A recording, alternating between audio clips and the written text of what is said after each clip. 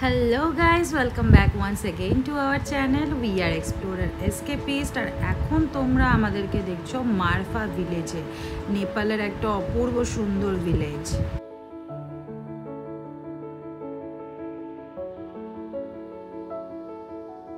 বন্ধুরা, আমরা মারফা ভিলেজ পৌঁছে গেছি অনেকক্ষণ, 6টায়। এখন বোধহয় প্রায় 8টা বাজতে চললো। না, লইতে হবে না।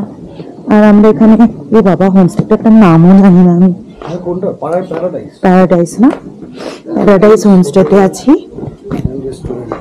নিচে নামছে,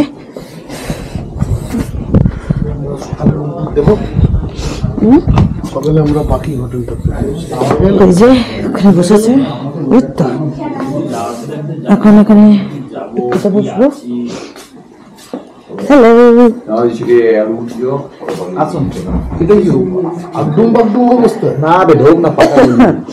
মোমোজ রেডি। না বোতলে কুকুরি, ঠিক আছে। আমার না ওটা, ওই যে ওই ছয়টা আরো রাখা। আমি চেষ্টা করেছি, আমি সিঙ্গাড়া কিনেছিলাম বেরিয়ে, দোকানে লেখা কি বল না একবার, চিলি ইয়াক and momos, not momo। ও বলছিল গ্রেভি দিয়ে করে দেবে, বললাম না। আমি তো ঠান্ডা একদম জমে ক্ষীর হয়ে গেছিলাম, বাট এরা রাত্রিবেলা বেরিয়ে মানে রাস্তার পাড়ার গলিতে যেরকম করে সেরকম যার তার টোটোতে উঠে পড়ে এরা এইসব করছিল, তারপর পালাচ্ছিল। এইটা হলো গিয়ে মারফা ভিলেজ। এখানের বিশেষত্বটাই হচ্ছে এই যে প্রত্যেকটা বাড়ি, পুরো গ্রাম এই রকম দেখতে, কিন্তু খাসা।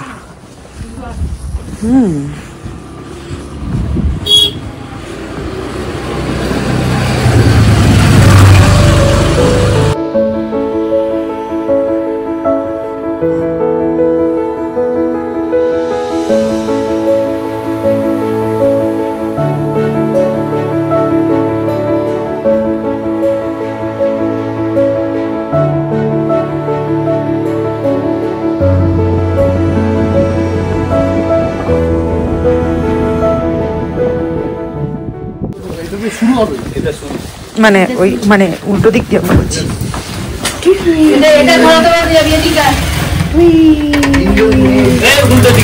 আবার রাইট হ্যান্ড, তো রাইট হ্যান্ড।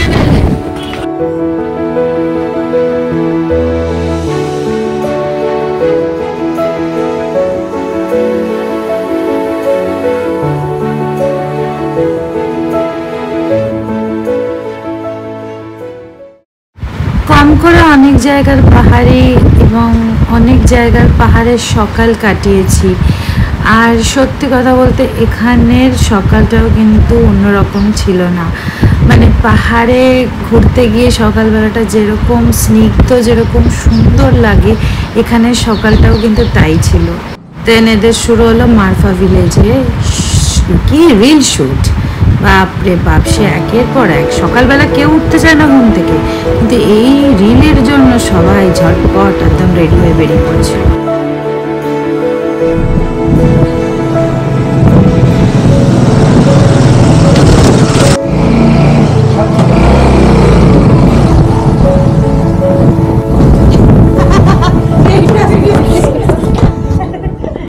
এই যে paradise guest house and restaurant, এইখানে আমরা ছিলাম। রাতের বেলা মেরেছিল,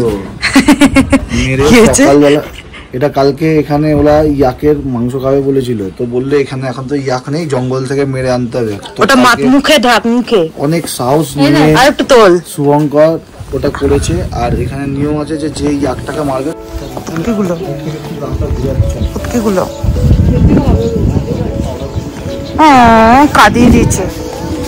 কাঁদিয়ে দিয়েছে।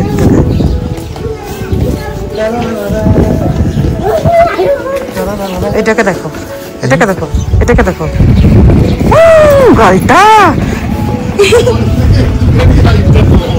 গালটা তো এখন বোধহয় 1টা-1:30 বাজে, ঠিক জানি না কটা বাজে, 2টাই বাজুক, 1টা-1:30 হয়তো বাজে।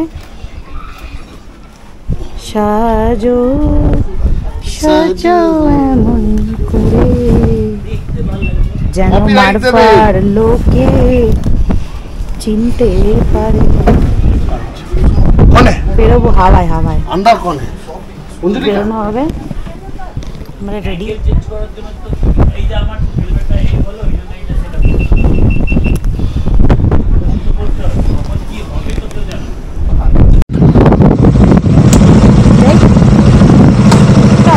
আমার মতন একমাত্র পিলিয়নরাই জানে যে এত কিছু গায়ে পড়ার পর এত লাগেজ নিয়ে এই পেছনে ওঠাটা কত ডিফিকাল্ট। আর সত্যি কথা বলতে সেই সময় কোনো অপশানই থাকে না, পুরো নিজের বডি ওয়েটটা পুরোটাই সামনের রাইডারের ওপর চলে যায়। কিছু করার নেই, বাট ও সব সময় আমাকে মোটিভেট করে যে না, তোর যেরকমভাবে হয়তো সেরকমভাবে বস, পুরো ওয়েট ছেড়ে দে। প্রথম প্রথম খুব অসুবিধা হতো, বাট এখন অনেক কমফোর্টেবল হয়ে গেছি।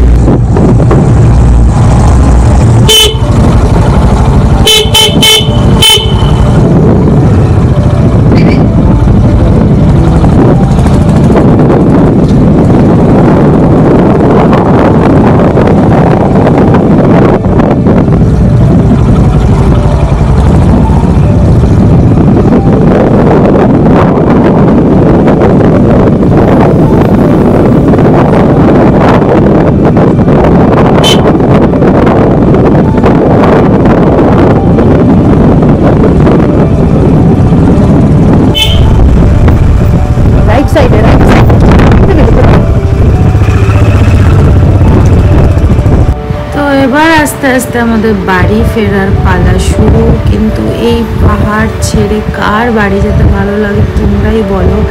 এত সুন্দর আকাশ, এত গ্রিনারিজ, এত সুন্দর পরিবেশ ছেড়ে এই পলিউশন মার্কা জায়গায় যেতে কার ভালো লাগে? আর কোথায় এরকম চোখ খুললেই সাদা বরফে ঢাকা পাহাড় দেখা যাবে বলো তো? উফ, আবার কবে আসবো সেটাই। এখনই বসে বসে আমি দিনের বেলা চোখে এই রাস্তাগুলো দেখছি আর ভাবছি যে কালকে না পরশুদিন সত্যি আমরা মানে এইরকম রাস্তা দিয়ে রাত্রিবেলা এসেছি। কিছুই দেখতে পাচ্ছিলাম না চারিদিকে কি আছে। এত খারাপ রাস্তা, মানে খারাপ রাস্তাটা ফিল করতে পারছিলাম, বাট এতটা খারাপ রাস্তা। আর ডান দিকে নাকি এত বড় একটা পাহাড়ের তলা দিয়ে যাচ্ছিলাম, মানে এত অবাক লাগছে দিনের বেলা চোখে দেখতে, কি বলবো। হ্যাঁ, শুধু ভালোটা দেখালেই তো চলবে না, নেপালের খারাপগুলোও তো দেখাতে হবে তোমাদের। এই হচ্ছে রাস্তার অবস্থা, তোমরা দেখো। আর রাত্রিবেলা নাকি আমরা এইগুলোর ওপর দিয়ে এসছি। দিনের বেলায় কিরকম একটা হচ্ছে দেখে, আর রাত্রিবেলা তো ভাই কিছু দেখতে পাওয়া যায় না, ওটাই বরঞ্চ ভালো। সিরিয়াসলি মানে বাদিকে এরকম এত বড় খাদ আর রাস্তার অবস্থা তোমরা দেখো। বাট প্রচণ্ড থ্রিলিং, প্রচণ্ড থ্রিলিং।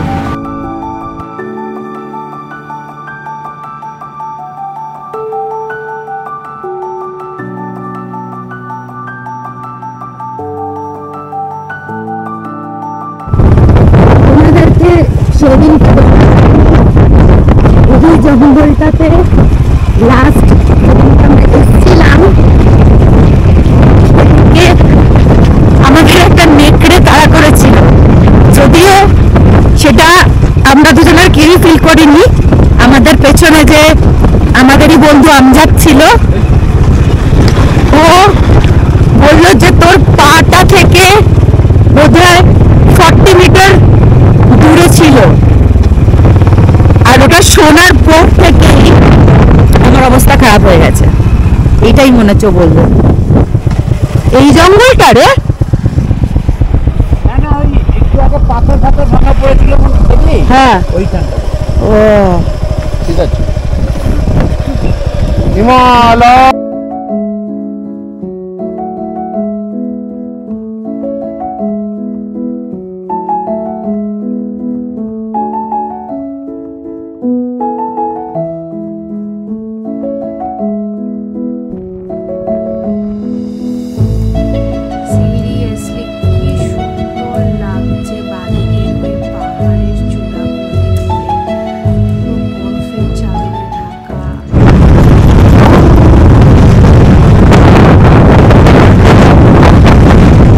সুন্দর প্রকৃতির দৃশ্য, সাথে সাথে এই খারাপ রাস্তাগুলোও কিন্তু ফ্রি।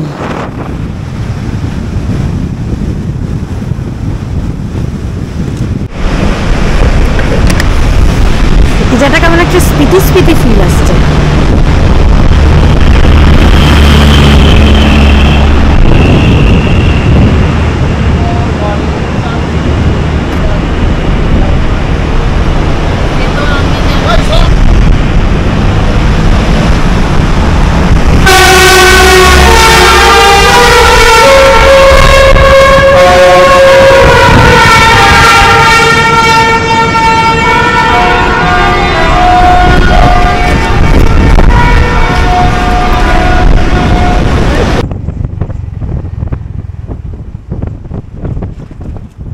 মাঝখানে আমরা একটু একটু রেস্ট নিচ্ছি, কারণ এক টানা ওরা চালিয়ে যাচ্ছে, কিন্তু তার মধ্যেখানে যদি এরকম খারাপ রাস্তা পড়ে কি ভালো লাগে।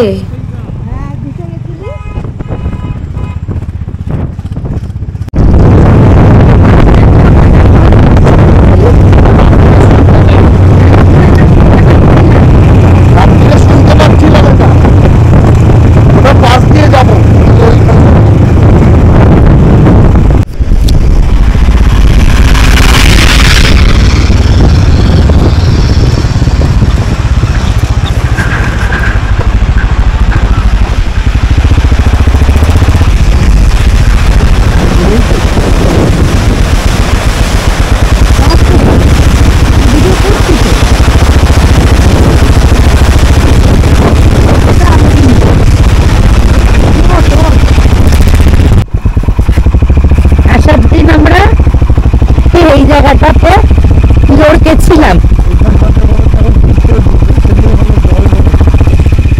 পড়িনি এখনো অব্দি পড়িনি, কিন্তু লড়কেছিলাম। রাত্রিবেলা তো এই জায়গাগুলো দেখাই যায়নি না কিচ্ছু, কোথা দিয়ে যাচ্ছি কি করছি কিচ্ছু বোঝার উপায় ছিল না। ওরা দেখ আরে উপরে চল, এইদিকে না, তো সামনে ওইটা তো, হ্যাঁ ওটা মনে হচ্ছে মাটি কাটা। আরে একদম উপরে, এইটা কি বড় না মাটি কাটা না, পাথর।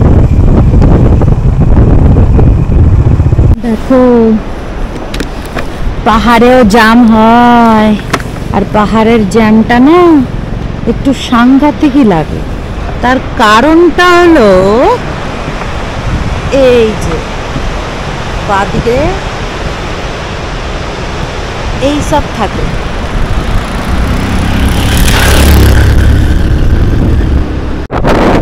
মায়াপুল থেকে ছিল 115 কিলোমিটার, ঠিক আছে? তাহলে তো আমরা বেনি পৌঁছে গেছি, প্রায় ঢুকছি বেনিতে। বেনি থেকে পোখরা এখনো অনেকটাই, 80-90 কিলোমিটারের কাছাকাছি। এখানের গল্পটা হচ্ছে কিছু কিছু জায়গায় খুব ভালো রাস্তা, আর যেখানে যেখানে স্লাইড হয়েছে আর রিভার বেড আছে সেখানের অবস্থা রাস্তার খুব খারাপ, খুব খারাপ।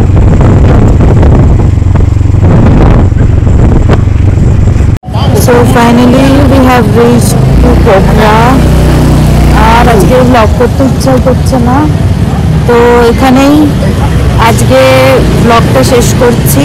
কেন? আর আজকে কি দেখাবো? আজকে কিছু না, কালকে যাবো আমার বর্ডারটা ক্রস আর আজকের ব্লগটা শেষ করছি। ওই হঠাৎ হঠাৎ করে কেউ চলে এলে যেটা হয় সেটাই হচ্ছে।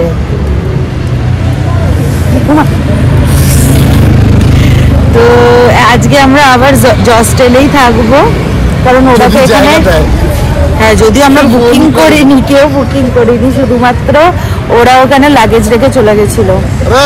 তো যাই, দেখা যাক। আর আজকের ব্লগ এখানে এন্ড করছি, বাই বাই।